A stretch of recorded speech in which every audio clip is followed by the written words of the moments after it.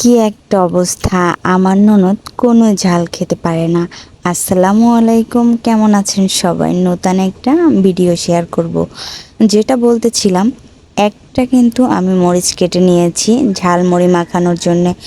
সেটাও আমার ননদ ঝালে খেতে পারেনি। আসলে এটা ও ছোট থেকে ঝাল খাওয়ার অভ্যাস ওর খুবই কম, তাই ও ঝালটা খুব অ্যাভয়েড করে চলে বা পছন্দ করে না। তাছাড়া গ্যাসেও একটু সমস্যা আছে। ঝাল কিন্তু আমাদের সবারই কম খাওয়াই ভালো, কারণ অনেক গ্যাসের সমস্যা হয়, বুকেও জ্বালাপোড়া হয়।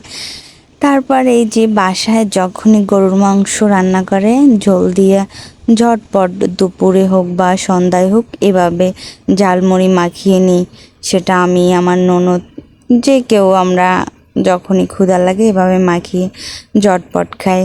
আসলে অত পরিপাটি করে কোনো কিছুই করা হয়নি, কারণ আমরা ঘরোয়া পরিবেশে যেমনটা করি সেটাই আপনাদের সাথে শেয়ার করি।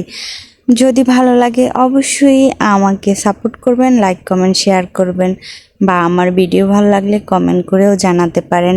আল্লাহ হাফেজ।